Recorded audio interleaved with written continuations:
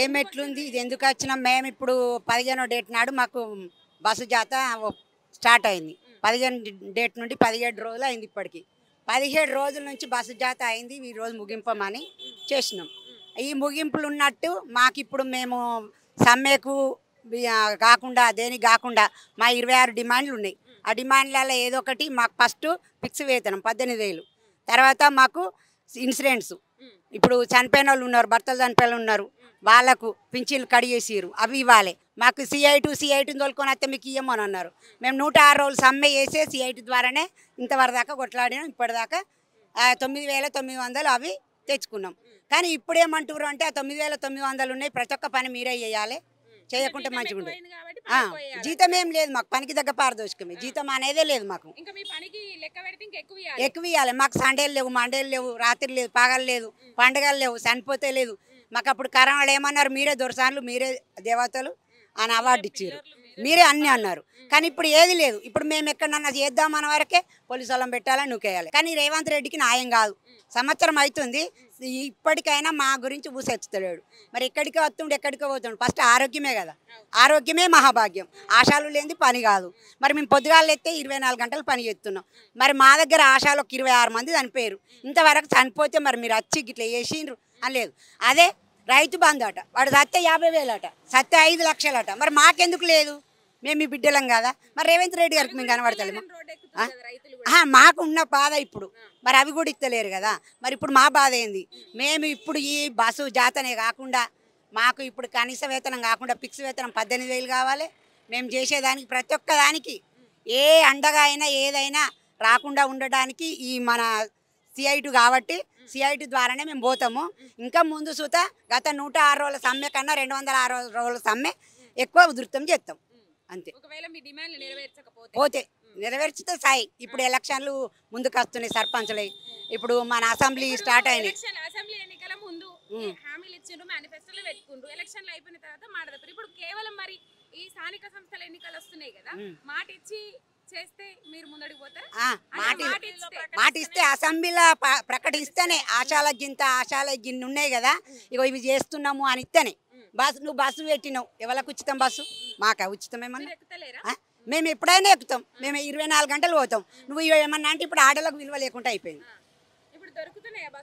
బస్సులు ఏడొస్తున్నాయి పోతున్నాయి ఇప్పుడు మా బాధనైతే ఏం లేదు మేము ఇవే నిలుచుండు మేము హాస్పిటల్లో అయితే పిచ్చోళ్ళ లెక్క ఒక్క డెలివరీకి 3 రోజులు పోవాలి ఎవరు పెట్టాలి ఎవరు ఇవ్వాలి మాకు ఆకలి లేదు దూపాలే నీళ్ళు లేవు నిప్పులు లేవు ఇంత దూరం వచ్చి ఇప్పటిదానుకున్నామంటే మా బాధ ఏవట్టే మేము ఉన్నాం ఇప్పటికైనా మా బాధ ఏదో ఒక్కటి అర్థం చేసుకోకుండా కానీ ఇంతకంటే ఎక్కువ దృఢం చేస్తాం మేము రేవంత్ రెడ్డి గారు ఏం చేయాలనుకుంటుండో మరి ఏం కథనో తెలియదు రేవంత్ రెడ్డి గారు సంవత్సరం అవుతుంది ఇంకా 4 సంవత్సరాలు ఉంటావు మాకు ఈ 4-5 రోజులలో అసెంబ్లీలో ఏదో ఒకటి ప్రకటించినా కానీ మేము పని చేస్తాం నిర్ణయించుకుంటాం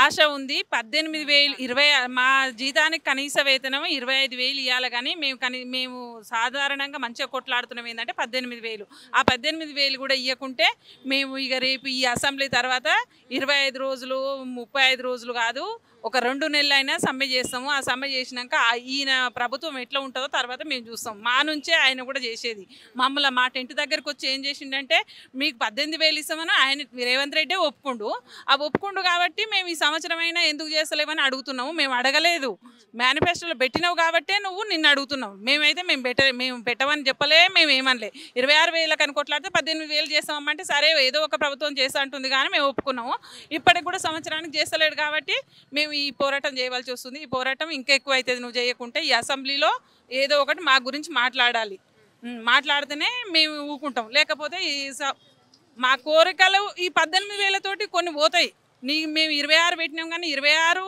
కూడా ఈ 18,000 తోటి సరే అవుతాయి కొన్ని కానీ నువ్వు ఏం చేయకుంటే మాత్రం 26 కాదు ఇంకా 36 అయినా అవుతాయి అది సార్ మరి మీరు ఏం మాట్లాడుకుంటారో అసెంబ్లీలో మా గురించి ఏమంటారో కొంచెం ఆశాల గురించి నిర్ణయించండి ఆశాల ఒక్కొక్క కుటుంబంలో నలుగురు వేసినా కానీ ఓట్లు ఆయనకి ఎన్ని అవుతాయి అనుకున్నావు మాకు 30,000 మందికి ఎక్కువ ఉన్నాము ఆ 30,000 మందికి 1,00,000 ఓట్ల కంటే ఇంకెక్కువ ఇది అట్లా కూడా ఆ సారు దిగిపోయే పరిస్థితి ఉంటుంది అందుకు మేము కోరుకునేది ఏంటంటే మేము న్యాయంగానే పోరాడుతున్నాం అనమాట ఆ న్యాయం పోరాటాన్ని మీరు ఓకే చేసి మాకు ఆ 18,000 జీతం చేయమని కోరుతున్నాం మేడం ఫిక్స్డ్ వేతనం నా పేరు శంకరమ్మ. ఎక్కడి నుంచి? మాది కరీంనగర్ డిస్టిక్ గంగాధర మండలము నారాయణపూర్ గ్రామము.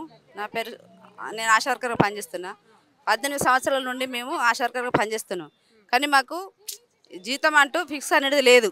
మాకేంటంటే పనికి తగ్గ పారితోషికం అని మాకు ఎట్టి చాకరీ లెక్క చేయించుకుంటారు మాతోని. ఏఎన్స్ అని పిఎన్స్ అని టార్గెట్ పెట్టి స్ఫూటం అని ప్రతి ఒక్క ఎల్ఎంపి సర్వే అని ఇప్పుడు కరోనా కాలంలో ప్రతి ఒక్క సర్వేలు మా నుంచి చేయించుకుంటారు. కానీ మాకు దగ్గర పారితోషికం అయితే ఇస్తలేరు. అందుకని మాకు ఇట్లాంటి పారితోషికాలు వద్దు. మాకు ఒక ఫిక్స్డ్ వేతనం అని కావాలని, మాకు ఆశాల లెక్క ఇంత పనిచేస్తున్నాం కానీ గుర్తింపు అనేది లేదు. మాకు పిఎస్సి సౌకర్యం ఇవ్వాలని, మాకు ఈ విధంగా మాకు ఫిక్స్డ్ వేతనం ఇచ్చి మమ్మల్ని ప్రభుత్వ ఉద్యోగులుగా ఎన్నుకోవాలని మేము ఈరోజు ఇక్కడికి బస్ జాతగా. మీ సమస్యలు ఏంది? ఇంట్లో ప్రాబ్లమ్స్ కానీ లేకపోతే ఎట్లున్నది పరిస్థితి? మాకు 24 గంటలు పనే. ఇప్పుడు మాకు నైటు రాత్రి 12 కానీ 1 కానీ ఏన్స్కి మన పేన్స్ వస్తే ఆ నైట్ నేసిపోవుడే. మాకు పిల్లలు మాకు భర్త ఇల్లు అనేది తిండి కూడా మాకు సరిగ్గా టైంకు తినడం అనేది ఉండదు. మాకు ఎప్పుడు కేసు వస్తే మేము అప్పుడే వెళ్ళిపోవుడు. ఆమె డెలివరీ అయ్యేదాకా అక్కడ ఉండాలి, ఆమె డెలివరీ అయినాక రావాలి. మళ్ళీ అక్కడికి పోతే కూడా మాకు గుర్తింపు అనేది ఉండదు. మేము వాళ్ళ చుట్టూ ఏన్సి 3 నెలలు అయిందంటేనే మేము వాళ్ళకు నమోదు చేసుకొని వాళ్ళకు మందులు ఇచ్చుడు, నెలకు చెప్పగా తీసుకుపోవుడు, చూపెట్టుడు చేసుడు. మేము అక్కడ తీసుకుపోయినాక మమ్మల్ని బందికే ఉంచుతారు. మాకు విలువ అనేది ఉండదు అక్కడ కూడా. మేము ఇప్పుడు ప్రజలు వచ్చేటోళ్ళు ఇప్పుడు ఇన్ని రోజులు ఎందుకు రాలేరు గవర్నమెంట్ హాస్పిటల్కు? ఇప్పుడు మేము ఆశలుగా గుర్తించబడ్డ నాటిస్తుంది.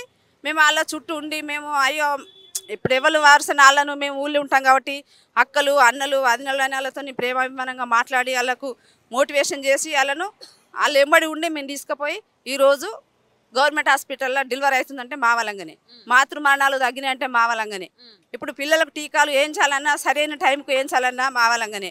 ఇప్పుడు టీబీ వచ్చిన వాళ్ళకి అప్పుడు ఎక్కడో ప్రైవేట్లో అక్కడ ఎక్కడో మందులు వేసుకొని కొన్ని మందులు కొనుక్కొని పరిస్థితుల్లో కూడా వాళ్ళు చనిపోయారు. ఇప్పుడు ఆ టీబీ వాళ్ళు నయం అవుతున్నట్టే కూడా మా ద్వారానే.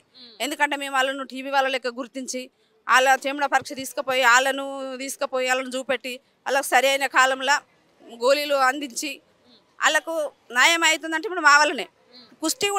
కుస్తీ అంటే అప్పుడు భయపడేటోళ్ళు, మా ఒక ఇంటికి కూడా ఉంచేవాళ్ళు కాదు, ఒకళ్ళు స్నేహంగా మాట్లాడేటోళ్ళు కాదు. ఇప్పుడు మేము సర్వే చేయం కదా మన కుస్తీ అనేది వేయలే. కానీ మేము వాళ్ళను సీక్రెట్గా ఉంచి దవాఖానకు తీసుకుపోయి దవాఖానలో చూపెట్టి వాళ్ళకు కూడా మేము నెలకు మందులు తీసుకొచ్చి ఇచ్చి వాళ్ళకు సరి అయిన విధానాలు గిట్లుండాలి గట్టు అని చెప్తే కూడా ఇప్పుడు కుస్తీ కూడా నివారణ కూడా మాతోనే అవుతుంది. ప్రతి ఒక్కటి కరోనా కాలంలో కూడా ఇంటోళ్ళు కూడా ఒక్కళ్ళు కూడా పట్టించుకోలేరు. మేము ఎంబడి ఉండి మేము ప్రతి ఒక్క ఇంటింటికి సర్వే చేసి ఎవరికి జ్వరాలు వస్తున్నాయి, ఎవరికి ఇట్లా కరోనా వచ్చిందంటే మేము ఎంబడి ఉండి మేము వాళ్ళకు టాబ్లెట్ కొంటూ పోయి ఇచ్చి ఏదైనా సరుకులు తినేటిది కానీ చేసేది కానీ మేము ఎంబడి ఉండి వాళ్ళని కాపాడింది మేము. ప్రతి ఒక్క పనుల మమ్మల్ని వాడుకుంటున్నారు తప్ప కంటి సర్వే కూడా ఇల్లు తిరిగి పరీక్ష చేయించి వాళ్ళ కంటి పరీక్షలు కూడా మేము ప్రతి ఒక్క పని మేమే చేయబట్టి విజయవంతం అవుతుంది. కానీ మాకు వేతనం అంటూ లేదు. మాకు మీరు చెప్పిన పని చేయడానికి మేము సిద్ధం, కానీ మాకు ఫిక్స్డ్ వేతనం కావాలని కోరుకుంటున్నాం. ఇప్పుడు ఎవరైనా స్పందించిండ్రా? దాదాపు 15 తారీఖు నుంచి మీరు మాకు ఇంతవరకు కూడా ఎవరు స్పందించినట్టు లేదు. మేము కోర్టుకి వచ్చి కూడా ఒక 2-3 సార్లు ధర్నా చేసినాం, మహాధర్నా చేసినాం. మేము జిల్లాల వారిగా చేసినాం, మా పిఎస్ల ముందు చేసినాం. అయినా కూడా మా నుంచి అన్ని పనులు చేయించుకుంటారే తప్ప ఏంటి లెప్రెస్ సర్వే అని, ఏంటిది పోలియో సుక్కలు అని, ఇప్పుడు ఏంటిది ఇప్పుడు ప్రతి ఒక్క పని మాతో చేయించుకుంటారు. కానీ మాకైతే మాకు గుర్తింపు అనేది లేదు. సరే మాకు మద్దతు ఇచ్చిన వాళ్ళు కూడా ఇంతవరకు అయితే లేరు. మాకు మద్దతు ఇచ్చి మమ్మల్ని ప్రభుత్వ ఉద్యోగులుగా గుర్తించి మాకు ఫిక్స్డ్ వేతనం చేయాలని కోరుకుంటున్నాం.